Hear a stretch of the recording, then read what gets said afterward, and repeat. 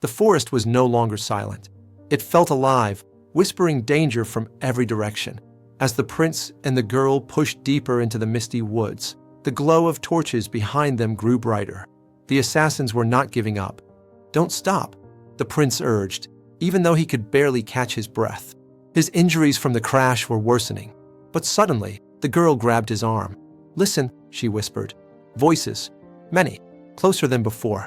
They crouched behind a thick fallen tree, its bark covered in moss and vines. The prince held her hand tightly, trying to steady her trembling, his gaze intense and protective. The sounds of the forest around them are amplified, creating a sense of impending discovery. "There's something you must understand," he said quietly, his voice barely above a whisper. "This isn't just about the accident, or the convoy, or even me. It's about your father." He looked into her eyes, a profound seriousness in his expression. Her heart skipped, a sudden jolt of realization. "My father," she whispered back, her voice trembling with a mix of fear and disbelief. The prince nodded slowly, confirming her unspoken fears. "Someone inside the palace has been hiding his identity for years. Someone powerful. Someone afraid of what his connection to you would mean." He paused, letting the weight of his words sink in. She felt dizzy, but he continued, his voice firm. "You exist, and that alone threatens the balance of the kingdom." The prince's words hung heavy in the air, painting a picture of a fragile power structure on the brink of collapse, all because of her very existence. He told her about the forbidden wing inside the palace, a place shrouded in mystery and fear, a place guarded day and night, its secrets kept from even the highest-ranking officials, a place even princes needed permission to enter. But one evening, as a child, he had gotten lost during a royal ceremony. Instead of being escorted back, he wandered into the forbidden hall, drawn by an unseen force.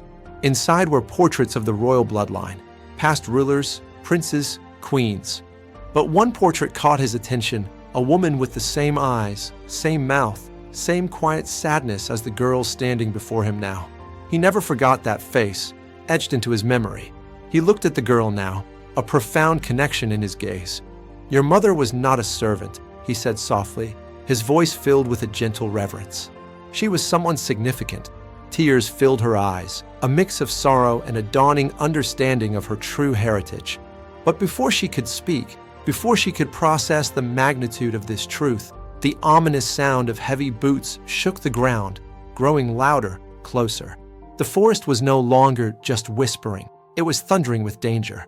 "Spread out. The girl must not escape," a harsh voice thundered through the trees, echoing ominously. The prince stiffened, his body tensing with renewed urgency. He knew their true target now. "They're not after me anymore," he whispered, his voice grim. "They want you." The realization hit her with a sickening force. "Why?" she cried, her voice laced with terror and confusion. "Because your bloodline could claim something bigger than a title, something they do not want you to inherit." The prince's words revealed the true stakes, a power struggle far grander than she could have imagined. The prince cautiously peeked past the tree trunk, his eyes scanning the darkness. There were at least 10 assassins now, their numbers growing. All armed, all focused, all searching for one person, her. He grabbed her hand, his grip firm. "We need to move. Now." His voice was urgent, leaving no room for hesitation. They ran again, this time toward the older part of the forest where ancient stone ruins slept beneath vines and moss, a place of forgotten history. As they reached a clearing, illuminated faintly by moonlight, the prince finally told her the truth, the full weight of her legacy. Your father wasn't just a royal. He took a deep breath, preparing to reveal the ultimate secret. He was the rightful heir before the current king took control.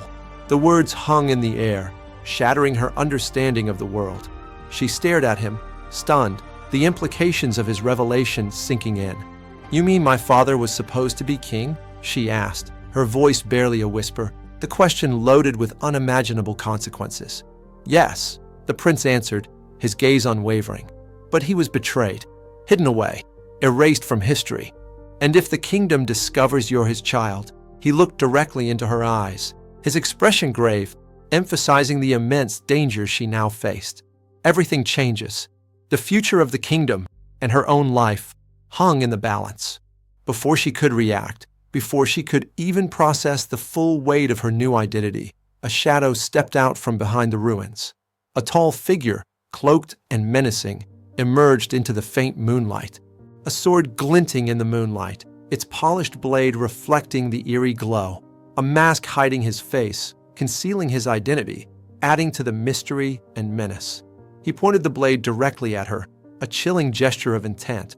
"Daughter of the Forgotten Heir," the man said, his voice cold and devoid of emotion. "You were never meant to live." The prince shielded her instantly, stepping in front of her, ready to face the danger. But the masked man only raised the sword higher, his intent clear and deadly.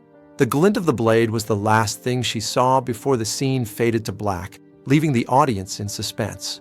To be continued in Episode 5, The Man Behind a Mask.